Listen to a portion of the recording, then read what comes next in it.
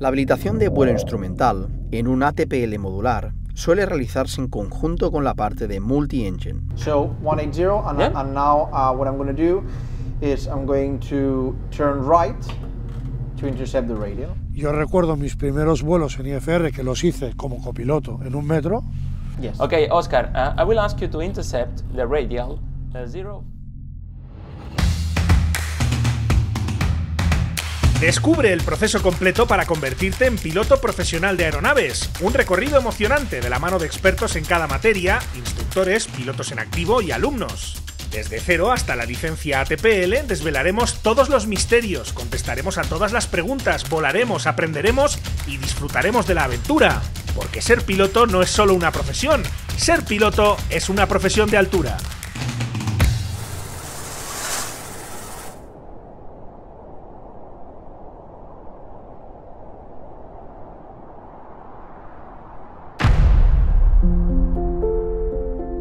The IFR for me as a student was quite challenging as well because I was working at the same time, and in my opinion IR requires a lot of studying, a lot of practicing home, flying home simulators if you can, and I didn't have a lot of time, so it was quite challenging. On the other hand, it's very rewarding because it's very cool to see how you're looking at that little screen, and then all of a sudden you reach minimums, you look outside and you have the runway right there. So it was very, very cool. As well, it was cool to see how all these phenomena, these illusions that we talk in human performance, where they tell you that you're going to feel things that are different to what you see, and it actually happens when you're inside the clouds and then you're turning, or you have the feeling that you're turning, but then you look at the instruments and you're not actually not turning. So it's actually quite curious, very nice. Es normal que tengas que aprender a coordinar tu cerebro con distintas, que es lo que más le cuesta al cerebro, hacer dos cosas a la vez, con distintos parámetros que a la vez tienes que estar siguiendo, pero luego en la vida real es otro, no te diré que es más fácil, pero es un procedimiento diferente. Yo recuerdo mis primeros vuelos en IFR que los hice como copiloto en un metro y me costó. Well, in reality, the first time that I get inside the cloud, I was always thinking that I will realize if the aircraft was in a strange position or something like that, and I didn't believe that if the aircraft turns or do something strange, I will feel it. But the first time that I came inside the cloud, I was super excited and I was looking outside. I was flying in IFR, but I was looking outside, seeing how the cloud it became to me. And then suddenly it passed 5 seconds since I entered in the cloud, and my instructor touched me like, hey, look at the attitude indicator. And I was looking at the attitude indicator and the aircraft was turning and it was banking and I didn't even realize. So it was super shocking for me because I thought always that I will realize and I didn't even feel nothing about that. Pues al principio es bastante complicado de entender porque es súper abstracto, pero una vez lo coges tiene todo muchísimo sentido y es una pasada increíble entenderlo, o sea, me gustó un montón. Al principio es muy raro porque tienes como la tendencia a mirar fuera, incluso a lo mejor no ves nada, pero tú tienes la tendencia de haber venido volando visual un montón de vuelos y quieres mirar fuera, y cuesta mucho entender que solo mirando dentro pues lo puedes volar, ¿no? Pero al final poco a poco vas encajando como todas las piezas y puedes hacer todo solo mirando dentro. The instrument rating with EAS also surprised me in a positively way, because it was extremely fast and extremely quick, the period of time with which I completed all the hours. And you know, again, efficiency is key when you want to be quick, and so I was very happy with that. Now, in terms of actually flying IFR, it was also a heavy change for me because I'd had a lot of hours of visual flying and I was very much used to flying what is with my arse, let's say, you know, with the sensations. And so I needed again to change my mentality a lot and focus on what I had, you know, in front of me, which was the instruments, in this case, the G950 or whatever. And I think I learned that especially during my simulator flying, my simulator lessons in their simulators that they have, because, you know, I you don't have much to see outside, of course, and it's not the real world. I love flying because I love seeing outside, but in this case I didn't look outside, I had to focus inside. So changing that mentality for me was the most complex thing, and once that mentality changed and all the procedures, well, the rest was quite, I wouldn't say easy, but less complex. And again, it's another feeling that, okay, now it's more commercial, okay, we are following airways, and then we have the point A to B, but controlled by the approach of Barcelona in this case. So, yeah, I would say it's a different feeling, sensation, that you finally have some controls with the tower or the approach of Barcelona, and the difference is that 320, Airbus 320 is doing the same maybe in another flight levels, and you are doing the same in lower altitudes. In EAS Barcelona we are very lucky because we have the same simulators of the same aircraft in the simulator that they will find in the actual aircraft. So they don't have generic simulators with random aircraft. They have Tecnam P2006 in the sim and in the aircraft itself. So this makes it very, very easy. As well, for the integrated students, we are the school that probably offers more hours of multi-IR. So they came out with a lot of piloting command hours of multi-IR hours. They go very far away with instructors, they do student piloting commands, so they decide where to go, they plan the route, they make the flight plan. So they come out very, very prepared in IR. Me costó. El IFR es muy mental, el IFR es muy... Y has de estar encima, ¿eh? O sea, si estás un mes sin volar, yo, por ejemplo, cuando ya fui comandante, y estaba un mes de vacaciones, cuando volvía, lo primero que le decía al segundo es: llevo un mes sin volar. O sea, estate pendiente de mí. Yo ya la cago mucho, pero ahora me encantaba porque tú ves la cara del copiloto que se iba poniendo blanco y decía: no, es broma. Pero estate al loro, porque el IFR tiene que ser una cosa que tienes que estar muy al día y te puede llevar al huerto con un pequeño fallo. Hay gente que se estampa con una montaña por una tontería. Me costó al principio, luego como todo, ya lo tienes asimilado y ya es un trabajo automatizado. Nunca no caigas en ninguna trampa, desde luego, estar muy pendiente, pero me costó al principio, después no. You have 40 hours of simulator, and then you have 15 hours of flight as well. So first of all, we will start with the simulator hours in order to introduce you the IFR terms, the IFR basics and the procedures of the approaches, the cruise, and to normalize the use of the checklist. And once the simulator is slightly more advanced, let's say between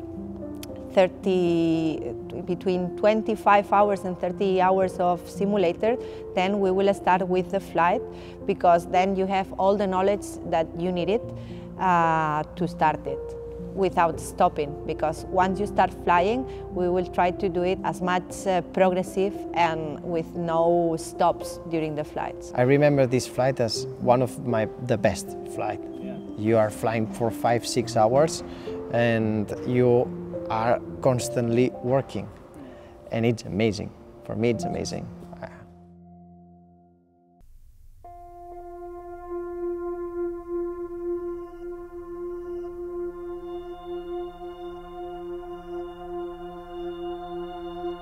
La habilitación de vuelo instrumental en un ATPL modular suele realizarse en conjunto con la parte de multi-engine, para de esta forma realizar lo que comúnmente llamamos MEIR, es decir, Multi-Engine Instrument Rating.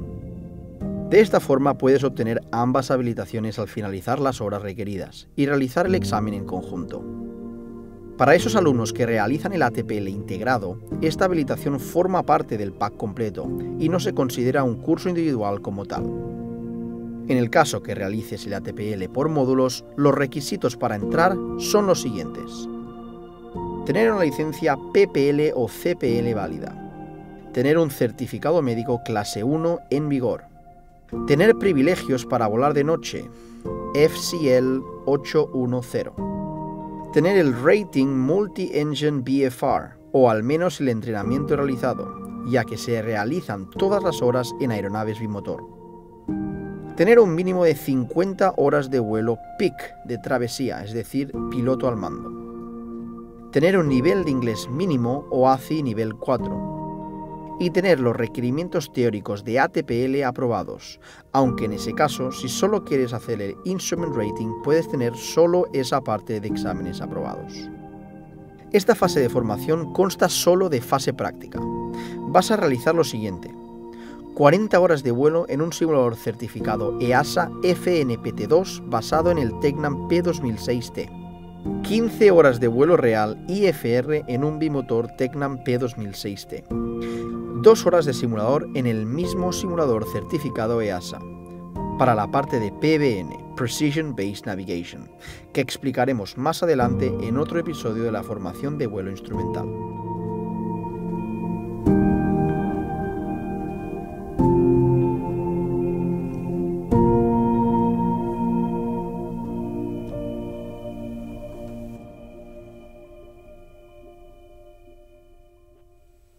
Areas 3, correction, Areas 1 November, holding short runway 31, ready for departure. Areas 1 November, wind 250 degrees, 11 knots, maximum 17, runway 31, clear for takeoff. Clear for takeoff, runway 31, Areas 1 November.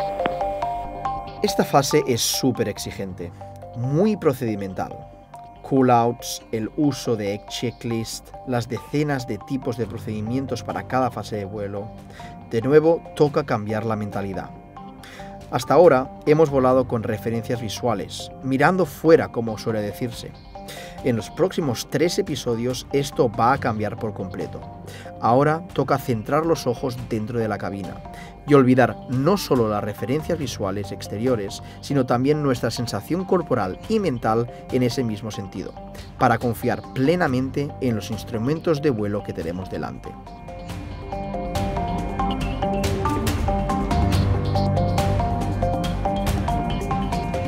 Aprenderemos los procedimientos de vuelo instrumental para cada fase de vuelo: el despegue, el ascenso, el crucero, el descenso y el aterrizaje. Todas ellas sin referencias visuales exteriores, o al menos con muy pocas, o las mínimas para operar con seguridad. También exploraremos las comunicaciones con control de tráfico aéreo y cómo seguir las rutas asignadas. En este caso, profundizaremos en técnicas de navegación más complejas, como el uso de radioayudas a la navegación, la ejecución de procedimientos como pueden ser Standard Instrument Departures, Standard Terminal Arrivals, aproximaciones de no precisión y precisión, y la planificación de rutas alternativas en caso de emergencias.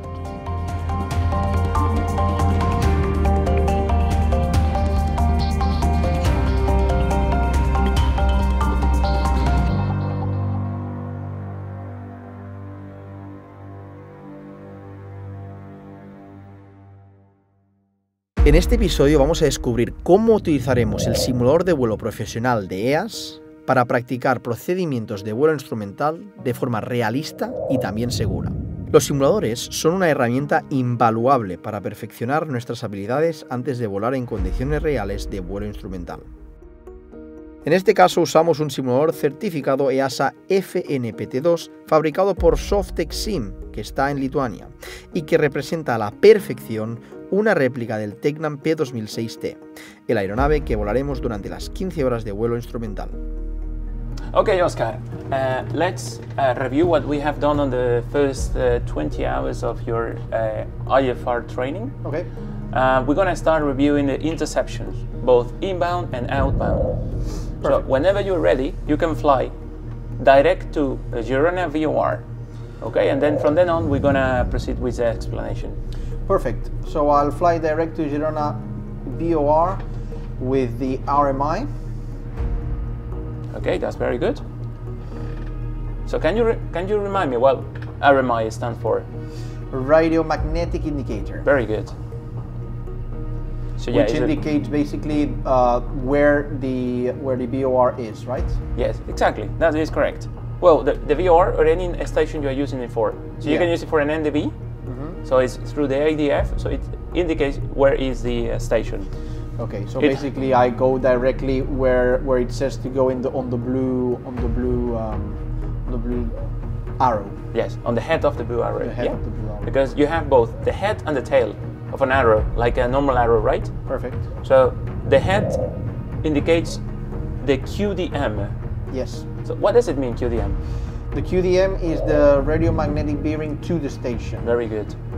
And the tail indicates the QDR. What does it mean, QDR? The radio magnetic bearing from the station. From the station, that is correct. Very good. So now can you tell me on which radial are we flying? So now we're flying on the radial almost 210. Yeah, it's a 202, 202. which is a reciprocal of the one you have selected on the head. Exactly. 022. 202. Okay, so if I ask you to intercept the radial 180, yeah, yes. But inbound, so what do you have to do? So the 180 inbound. First of all, I'll have to select here. I can put the 180 here, like this, or shall I put the head on the 180? No, it's exactly like that. It's exactly like that? Yes, because if it's inbound, you're looking to fly to the station. Yeah, to the station. So it's a reciprocal course of 180. In this case, heading north. So 180, and now what I'm going to do is I'm going to turn right to intercept the radial. Okay, why you turn right? Can you explain me that? Because I have the radial on the right.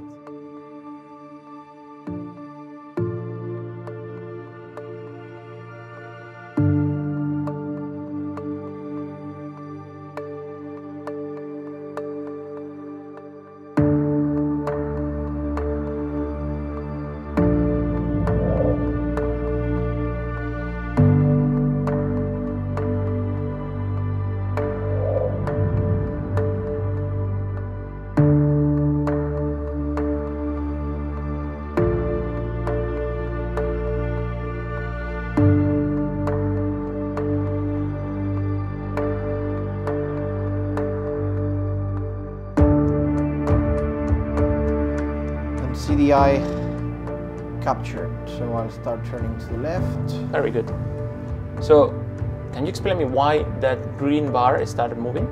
Because we are starting to intercept the 180 radial. Very good. And at this moment when it's aligned, it means that we are on that radial. Okay, that means it's like if we imagine the station visually, yeah, we are approaching the station from where? So from the station from the south. Very good. So we are approaching the station from the south.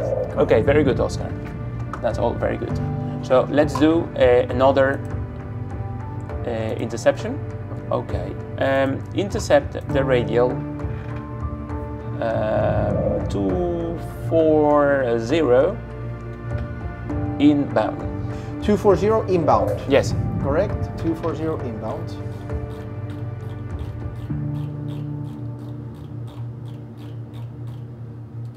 So what I'm going to do is I'm going to put the tail on the 240 radial and the reciprocal is 060. Yes. And at this moment desired is 060. The head is north and I'm going to go 30 degrees to the left. Which means heading 330. 330. Very good. That is good, Oscar.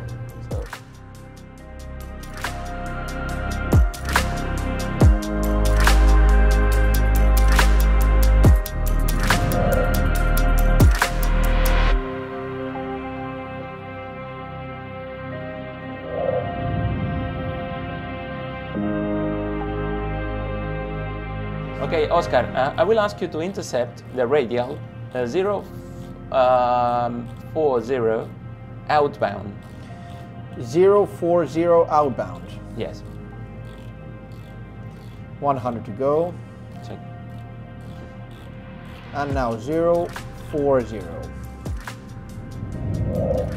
So 040. In this case, it's not gonna be like inbound. We're gonna see here the tail, the desired, and it's gonna be 45.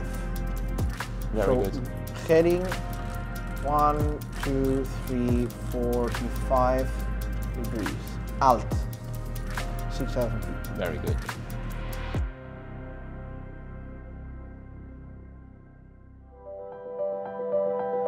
Okay, Oscar, that's a very nice review of what we have done so far, which is interceptions inbound, outbound. Yes. Those represent the basic maneuvers. But now, when we put everything in place, we can also fly approaches. Okay. Okay. We can fly either non-precision approaches or precision approaches. Okay. Let's start with the non-precision approach. Okay. Which is a VOR. So we're going to be flying a non-precision approach VOR to the runway runway 19 in Girona. Yeah. So in order to do the briefing, we would check that we have the same chart, which is the 13-2 effective on the 15th of July. Yeah. And we would start briefing from the top all the way to the bottom. For example, the VOR in Girona is Golf India Romeo 114.1, which is on nav 1. And the final approach course is, in this case, 195. And the final approach fix is at 2,500 feet. And the minimum descent altitude is 930. And then we will go with the missed approach and see what the missed approach is. The minimum safe altitude in this case for our bearing now is 7,700. And it says that from the VOR in Girona, we will have to turn right to heading 022 in our case. Well, actually, maximum 140 knots for us. Yeah. So on the 023 radial, right? Yeah. So we'll set on the CDI 023 radial. We'll intercept the 023 radial. So once we are over the VOR, we will turn right to intercept the 023 radial, outbound to DME 12.0. Then we turn left to intercept the 195 course, which is the final approach course. On that outbound leg, we will be descending 3,600. We will turn 195. And at Nasgo, DME 10.0 on the 195 course, we can start descending to the final approach fix altitude of 2,500. There we will intercept the final approach fix, which is DME 5.0 of Girona, and down to the minimum descent altitude, which is 930.